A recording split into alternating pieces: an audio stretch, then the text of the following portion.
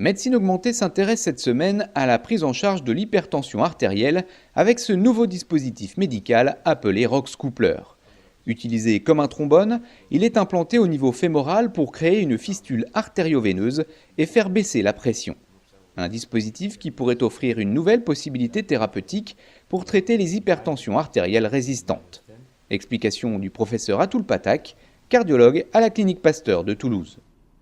Alors le Rox-Coupler est en fait un dispositif qui consiste à rapprocher l'artère et la veine au niveau fémoral en général et de créer en fait une communication entre l'artère et la veine en recréant ce que l'on connaît dans d'autres domaines, c'est-à-dire en fabriquant une fistule artificielle. Et cette fistule artificielle, elle va permettre au sang qui circule dans un régime à haute pression, qui est le secteur artériel, de passer dans le secteur veineux, qui est à basse pression, et cette déviation du sang, en réduisant la volémie, va contribuer à baisser la pression artérielle. Je dis toujours à mes patients que c'est quelque chose qui a la forme d'un trombone. En fait, ça ressemble à un stent, mais ça n'a pas cet aspect de maillage.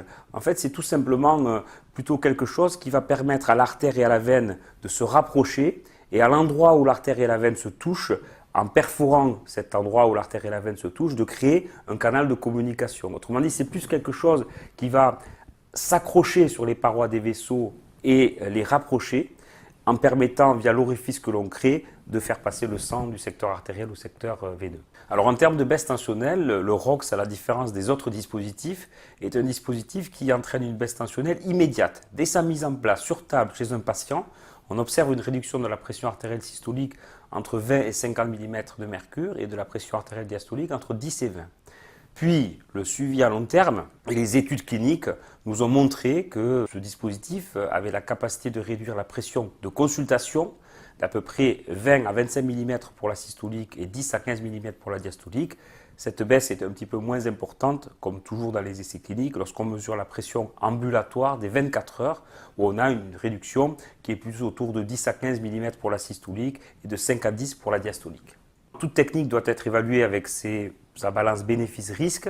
Les risques en fait, de ce dispositif, c'est finalement assez attendu. Vous déviez le sang vers le secteur veineux, donc il y a une hypertrophie du sang dans le secteur veineux, qui veut dire œdème ou insuffisance veineuse au niveau des membres inférieurs. Ça, c'est le premier risque.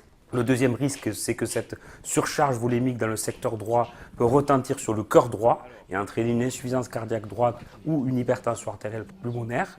Et enfin, troisième complication, il a été rapporté dans 20 à 30% des cas l'apparition d'une sténose au niveau du dispositif médical, sténose qu'on appelle sténose veineuse, puisqu'elle est juste en aval de ce dispositif.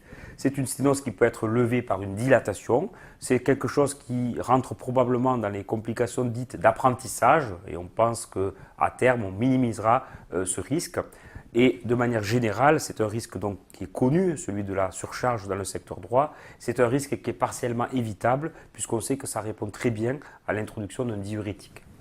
Alors ce dispositif a un intérêt dans les hypertensions artérielles qu'on a du mal à contrôler. On parlait avant d'hypertension artérielle résistante. On dira tout simplement qu'un patient qui a une hypertension artérielle qui n'est pas contrôlée par 3 traitements bien conduits et adaptés pourrait être redevable de cette technique. En général, en pratique clinique quotidienne, on a plutôt des patients qui, après 4 ou 5 traitements, souhaitent bénéficier de cette technique pour enfin avoir une réduction importante de la pression artérielle.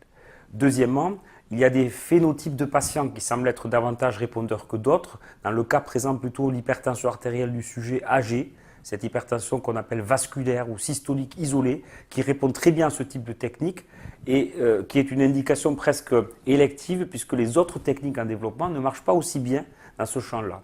Troisièmement, les études en cours nous montreront si cette technique peut être déployée dans un nombre de patients de type et de qualité différentes. Depuis la première pause réalisée en France début 2017, le dispositif a été implanté chez 7 patients à la clinique Pasteur de Toulouse. Une étude clinique européenne doit démarrer en 2019 pour inclure 500 patients. C'est la fin de cette émission, merci de votre fidélité.